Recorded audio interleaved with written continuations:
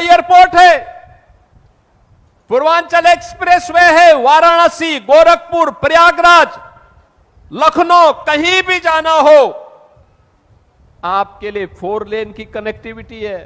याद रखना, जितनी तेज गति उतनी तेज प्रगति। प्रगति का आधार गति होती है। गति अगर स्पीड ही नहीं है तो विकास भी नहीं हो पाएगा। और यही स्थिति आज आप सबके लिए भी है। आजमगढ़ की प्रगति के लिए आज ब्लैक पॉटरी को एक प्लेटफॉर्म मिला है, 1 डिस्ट्रिक्ट 1 प्रोडक्ट के माध्यम से। वाराणसी की साड़ी को एक मंच मिला है, आज वैश्विक स्तर पर उसको पहचान मिल रही है। हरिहरपुर का संगीत घराना हिंदुस्तानी संगीत की, शास्त्रीय संगीत की परंपरा को फिर से एक मंच प्रदान कर रहा है। और निरहुआ जैसे कलाकार भी भोजपुरी की मिठास को पूरी दुनिया के अंदर पहुंचाने का काम कर रहे हैं। बहनों और भाइयों, मैं आज आप सबके सामने यही कहने के लिए आया हूं, ये वही तरह है जहां वीर कुंवर सिंह ने 1857 में अंग्रेजों के छक्के छुड़ाने के काम किए थे। ये रागे रागों की धरती है। अयोध्या सिंह उपाध्याय हरिओत जी की धरती है, महान साहित्यकार की पावन धरा है। ये पावन धरा अपनी पहचान के लिए क्यों मोहताज हुई? क्यों हर आतंकी घटना में संजरपुर का नाम आता था? क्यों हर गलत कार्य के लिए आजमगढ़ को बदनाम किया जाता था? क्योंकि तब सरकार उस सोच की थी। सरकार नकारात्मक सोच रखती थी, अपने स्वार्थ के लिए यहां के युवाओं का दुरुपयोग करती थी।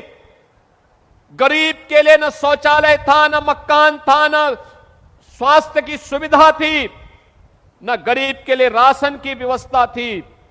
युवा के लिए नौकरी के बारे में राजभर जी ने आपको बताया, कैसे युवाओं की नौकरियों पे सेंध लगती थी और कैसे उनकी सौदेबाजी होती थी। बेटी के लिए कोई स्कीम नहीं थी, बेटी के लिए कोई स्कीम नहीं हुआ करती थी। बेटी के लिए न कोई स्कीम है, न उसके सुरक्षा की व्यवस्था, न उसकी पढ़ाई की व्यवस्था, न उसको आगे बढ़ने की व्यवस्था। और गरीब कन्याओं की शादी के लिए भी सरकार की स्कीम कुछ भी नहीं थी। निराश्रित महिलाओं के लिए कोई व्यवस्था नहीं, 300 रुपया पेंशन, बुजुर्ग लोगों के लिए 300 रुपया पेंशन, दिव्यांगजनों के लिए 300 रुपया महीना पेंशन मिलती थी। वह अभी 6 महीने में एक बार आ गई और उसमें भी आधा कमीशन खोरी में चला जाता था। आज मुझे बताते हुए प्रसन्नता है, बेटी के जन्म लेने से लेकर के स्नातक तक की पढ़ाई के लिए हमने व्यवस्था दी है। हमने उनके लिए व्यवस्था दी है। बेटी बेटी होती है, बेटी का सम्मान होना चाहिए। मैं पिछले दिनों देख रहा था, समाजवादी पार्टी के अध्यक्ष अखिलेश यादव की पुत्री के खिलाफ कुछ लोगों ने गलत टिप्पणियां की थी। जैसे मेरे संज्ञान में आया, मैंने तत्काल पुलिस से कहा, मैंने कहा इसमें FIR दर्ज कराओ। बेटी के खिलाफ कोई भी अपमानजनक टिप्पणी स्वीकार्य नहीं होनी चाहिए। बेटी बेटी होती है और हम तो संस्कार में पले बसे हैं, जहां कहा जाता कि गांव की बेटी सबकी बेटी, गांव की बहन सबकी बहन। हमने तो कोई भेदभाव नहीं किया। लेकिन अखिलेश जी, दूसरों को उपदेश देते हो, अपने चेले चपाटों को भी थोड़ा उपदेश दे दो कि अपनी भाषा को संयम कर लें। दूसरों के प्रति टिप्पणी करने के पहले स्वयं भी सोचा करो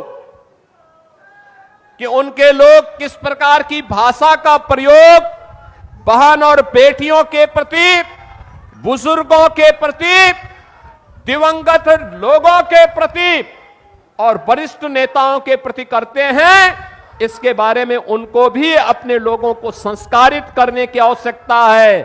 अच्छा होगा उनको समझाओ और नहीं समझ सकते तो हमारे हवाले कर दो, हम उनको अच्छी तरह समझा देंगे।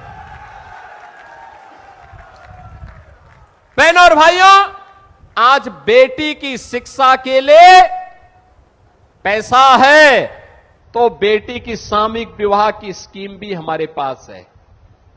गरीब बच्चों की पढ़ाई के लिए सैनिल राजभर जी का विभाग अटल आवासीय विद्यालय भी बना रहा है और नई नई स्कीम लेकर के उनके उन्नयन के लिए कार्य कर रहा है। हर विभाग कुछ न कुछ नया कार्य करके आज विकास की प्रक्रिया के साथ जोड़ने का काम कर रहा है। ये काम 2017 और 2014 के पहले क्यों नहीं हुआ? क्यों नहीं हुआ? ये एक्सप्रेसवे 2017 के पहले क्यों नहीं बन पाया? ये विश्वविद्यालय क्यों नहीं बन पाया? नर्सिंग कॉलेज क्यों नहीं बन पाया? यहां पर अन्य सुविधाएं क्यों नहीं विकसित हो पाई? कारण था करने की इच्छा शक्ति नहीं थी। नौजवानों को नौकरी क्यों नहीं मिल पाई? ये कनेक्टिविटी इतनी अच्छी क्यों नहीं हो पाई थी? गोरखपुर जाने के लिए आज तो आजमगढ़ का व्यक्ति यहां से चलता है 1 घंटे में गोरखपुर, मात्र 1 घंटा। वाराणसी जाता है मात्र 1.5 से पौने 2 घंटे में वाराणसी पहुंचता है, 2.5 घंटे में लखनऊ पहुंचता है। यह है आज इतनी तेज आपकी गति बढ़ाने का काम। हर गरीब को सिर ढकने के लिए छत, हर गरीब के घर में शौचालय, हर बेटी की सुरक्षा की व्यवस्था, हर व्यापारी को भी सुरक्षा की व्यवस्था। हमने कहा है बिना भेदभाव के सुरक्षा दे देंगे, बिना भेदभाव के शासन की योजना से भी जोड़ेंगे। लेकिन अगर किसी ने गरीब की जमीन को हड़पने का काम किया, बेटी की सुरक्षा में सेंध लगाया और किसी व्यापारी के साथ भी जबरन करने का काम किया तो फिर हम उसकी गारंटी नहीं ले पाएंगे। बहनों और भाइयों, आप सबसे मैं अपील करूंगा, नए भारत के साथ नए उत्तर प्रदेश को भी आगे बढ़ना पड़ेगा। नया भारत वैश्विक संकट में भी अपने लोगों को बचा रहा है। आपने देखा होगा कैसे भारत ने ऊर्जा संकट से देश को बचाया है, कैसे भारत अनवरत रूप से इस यात्रा को आगे बढ़ा रहा है। दुनिया त्रस्त है, लेकिन भारत के लोगों को मोदी जी के नेतृत्व पर गौरव की अनुभूति होती है। अभी एनडीए ने मोदी जी के 12 वर्ष निर्वाचित प्रधानमंत्री के पूरे होने पर उनके अभिनंदन के लिए दिल्ली में एक बड़ा कार्यक्रम रखा था। पूरे देश भर से लोग आए थे और सबने अपने अपने यहां की नई कहानी को, नई गाथा को कहा, कैसे देश बदला है और कैसे भारत आज दुनिया के अंदर सिर उठा करके चलता है और दुश्मन के मान में घुस करके दुश्मन को भी ठिकाना लगाने का काम करता है। आज ये नए भारत के अंदर देखने को मिल रहा है। कोई सोचता था,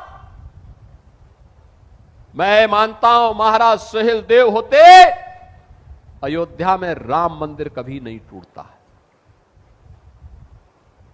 और महाराज सुहेलदेव नहीं थे, हम विभाजित थे, मंदिर टूटा। 500 वर्षों तक हम इंतजार करते रहे, संघर्ष करते रहे, युद्ध पीढ़ी दर पीढ़ी बदलती गई, वर्ष दर वर्ष बदलते गए, अयोध्या में राम मंदिर नहीं बन पाया। मोदी जी के आने के बाद डबल इंजन सरकार ने 500 वर्षों की समस्या का समाधान किया और अयोध्या में भगवान राम का भव्य मंदिर का निर्माण हुआ। क्या यह काम समाजवादी पार्टी कर पाती? मैं पूछना चाहता हूं आजमगढ़ वासियों से, आप लोग राम मंदिर के निर्माण से खुश हैं कि नहीं है? राम मंदिर का निर्माण आजाद भारत में तत्काल हो जाना चाहिए था कि नहीं होना चाहिए था? क्या यह काम कांग्रेस कर पाती? क्या यह काम समाजवादी पार्टी कर पाती? जब ये आपकी आस्था को सम्मान नहीं दे सकते, आपके पूर्वजों को सम्मान नहीं दे सकते, आपके देवी देवताओं का सम्मान नहीं कर सकते, तो आप इनके साथ जुड़ करके कौन सा बड़ा तीर मार देंगे? आप ये कुछ नहीं कर सकते, ये गरीबों का कल्याण नहीं कर सकते, ये विकास नहीं करा सकते, आपकी आस्था का सम्मान नहीं कर सकते, युवाओं को नौकरी नहीं दे सकते। इनको आप काहे सिर में ढो करके चलते हैं? तो बोझा है व्यवस्था के लिए, इस बोझा को ढोइए मत। वर्तमान को सुधारने के लिए और उज्जवल भविष्य बनाने के लिए डबल इंजन सरकार के साथ, डबल स्पीड के साथ आगे बढ़ने की तैयारी करिए। और उस स्पीड के लिए डबल इंजन की सरकार आपके बीच में है। हमने तो यहां 10 विधानसभा थी और 2 लोकसभा है, बीजेपी का कोई नहीं जीता, लेकिन तब भी विकास से हमने वंचित नहीं होने दिया। आजमगढ़ को विकास किया इस उम्मीद के साथ कि निरुआ जीतेगा जरूर अगली बार। और निरुआ पिछली बार तो जीत गए थे। और मैं उनसे बार बार कहता हूं कि वे कुछ फिल्मों की शूटिंग यहां भी कर लिया करो, यहां भी कुछ फिल्मों की शूटिंग करो, कुछ यहां के नौजवानों को भी जोड़ो, उनको भी नया कलाकार बनाओ। हरिहरपुर के विकास के लिए जिसने कला की हर विधा को आगे बढ़ाया है, उस पावन धरा को भी थोड़ा आगे बढ़ाओ, उनके साथ जुड़ करके वहां के नवोदित कलाकारों को एक मंच दो। आने वाली पीढ़ी कृतज्ञता ज्ञापित करेगी कला का सम्मान करने के लिए। हरिहरपुर को या फिर यहां की ब्लैक पॉटरी को या यहां की साड़ियों को, यहां के अन्नदाता किसानों को, यहां के ऊर्जावान नौजवानों के लिए एक मंच मिलना चाहिए। और उस मंच के लिए आजमगढ़ को आज तैयार होना चाहिए। आज इन्हीं शब्दों के साथ बहनों और भाइयों, 1000 करोड़ रुपए की परियोजनाएं यहां आज आपको उपलब्ध करवाई जा रही है। केवल 2 विधानसभाओं की हैं, अन्य विधानसभाओं के लिए भी ऐसे ही आएंगे, बार बार आएंगे, क्योंकि आजमगढ़ को सुरक्षित भी बनाना है और समृद्ध भी बनाना है। और इसके लिए हम बार बार आएंगे इस विश्वास के साथ। आप सभी को मौसम की इतनी विपरीत चुनौती आई, ओम प्रकाश राजभर जी बोले कहीं टेंट उड़ेगा तो नहीं, हमने कहा जब तक हम हैं तब तक तो नहीं उड़ेगा। लेकिन मैं धन्यवाद दूंगा कि आप सब इतने धैर्य के साथ इस आंधी तूफान में भी खप बैठे रहे। क्योंकि मुझे एक बार लगा, जब बहुत तेज आंधी तूफान आई तो मुझे लगा कि ऐसा ना हो कि हम मंच के लोग ही बैठे रहे और सामने वाले भाग जाएं। लेकिन आपने धैर्य से काम लिया कि सेना अडिग है तो सेनापति भी मजबूती के साथ लड़ेगा, मजबूती के साथ इस लड़ाई को आगे बढ़ाएगा। आजमगढ़ वासियों, मैं इसके लिए आप सबको हृदय से धन्यवाद देता हूं। 1000 करोड़ रुपए की इन परियोजनाओं के लिए इन दोनों विधानसभा क्षेत्र के सभी बंधु बांधवों को, सभी नागरिकों को हृदय से बधाई और मंगल में शुभकामनाएं व्यक्त करते हुए अपनी वाणी को विराम देता हूं। और प्रशासन से इस बारे में जरूर कहूंगा कि आजमगढ़ के लिए आजमगढ़ विकास प्राधिकरण के माध्यम से हमें पुरानी जो जेल है उस जेल को एक अच्छे कन्वेंशन सेंटर या किसी अच्छे केंद्र के रूप में आगे बनाने के लिए, बढ़ाने के लिए एक व्यापक कार्य योजना आगे देनी चाहिए। आप सबके प्रति मेरी शुभकामनाएं। धन्यवाद। जय जय श्री राम।